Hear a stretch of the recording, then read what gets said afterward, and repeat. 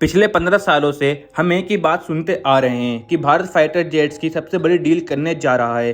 पहले इसे MMRCA कहा गया, अब इसका नाम बदलकर MRFA कर दिया जाता है। शुरुआत में 180 जेट्स की बात की थी, फिर उसके बाद 126 और अब ये संख्या घटकर 114 हो गई है। लेकिन दोस्तों, सच्चाई ये नहीं है कि यहाँ पर ये सिर्फ एक छोटी डील है।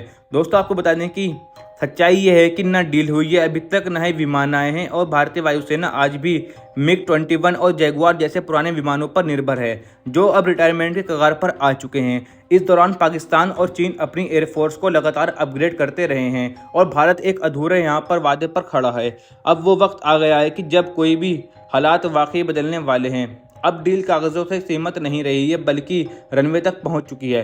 भारत सरकार ने इस बार खुद कमान संभाली है और डिफेंस मिनिस्ट्री के साथ मिलकर यह तय किया है कि MRFA डील को हाल ही में पूरा किया जाएगा। और ख़ास बात इस डील की यह है कि इस बार ये डील 2 हिस्सों में तकसीम की जाएगी, जिससे कि यहाँ पर टाइम की बर्बादी नहीं होगी। इस डील का पहला हिस्सा होगा 60 राफेल वेरिएंट की खरीद। जी हाँ दोस्तों, ये राफेल का अपग्रेडेड और सबसे आधुनिक वर्जन है, जिसमें ज़्यादा हथियारों की क्षमता, बेहतर electronic warfare system, advance sensor और सुपरफास्ट डेटा लिंक टेक्नोलॉजी शामिल रहेगी।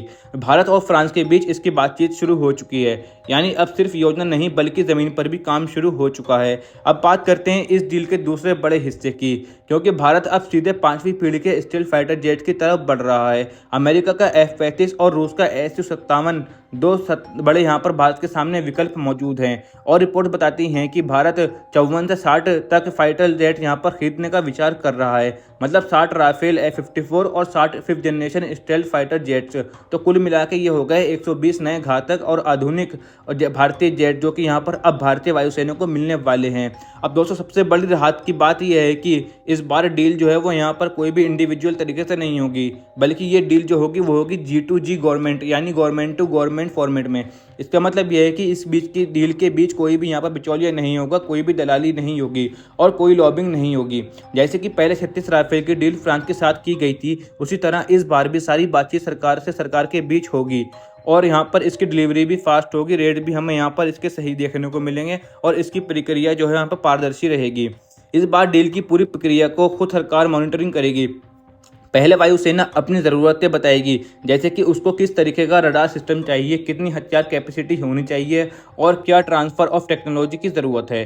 फिर रक्षा मंत्रालय ये ज़रूरतें सीधे संबंधित कंपनियों को देगा, जैसे डिसॉल्ट, लॉकहीड मार्टिन को या फिर रूस की सुकोई डिज़ाइन ब्यूरो को। उसके बाद उन देशों की सरकार भारत को सीधे सीधे बात करेंगी और डील को फाइनल कर देंगी। अब इस प्रोसेस का सबसे बड़ा फ़ायदा ये है कि अब कोई भ्रम नहीं रहेगा, न किसी अधिकारी की अलग राय और न ही कोई यहाँ पर देरी और ना ही यहाँ पर कोई राजनीतिक खींचतान भी यहाँ पर नहीं होगा।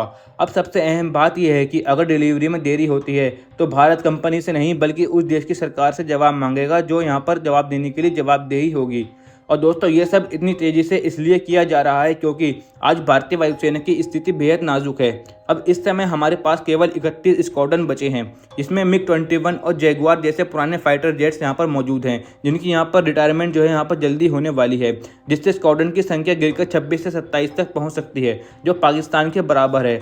अगर भारत ने तुरंत इस कदम को नहीं उठाया तो हम पाकिस्तान से भी पीछे रह सकते हैं, जो कि भारत के लिए बहुत ही खतरनाक है। और यहाँ बात सिर्फ पाकिस्तान की नहीं दोस्तों, चीन की भी है। चीन के पास यहाँ पर पहले से ज़्यादा J-20 जैसे 5th जनरेशन फाइटर जेट्स मौजूद हैं और वह अब तक यहाँ पर 6ठी पीढ़ी तकनीक पर काम करना शुरू कर चुका है। अगर भारत आज इस फैसले को नहीं करता तो 2028 तक हम चीन से तकनीकी रूप से 10 साल पीछे हो सकते हैं। दोस्तों, ये भारत के लिए बहुत ही चिंता का खबर है, लेकिन उम्मीद की बात यह है कि भारत को तैयारियां भी तेज़ी से चल रही हैं। अमेरिका ने तेजस के इंजन की सप्लाई शुरू कर दी है, कावेरी इंजन प्रोजेक्ट फिर से एक्टिव हो गया है और MK यानी भारत का स्वदेशी 5th जनरेशन फाइटर प्रोजेक्ट तेज़ी से आगे बढ़ रहा है। इसका मतलब है कि दोस्तों, आने वाले कुछ सालों में भारत अपने खुद का अत्याधुनिक फाइटर जेट्स भी बना सकेगा।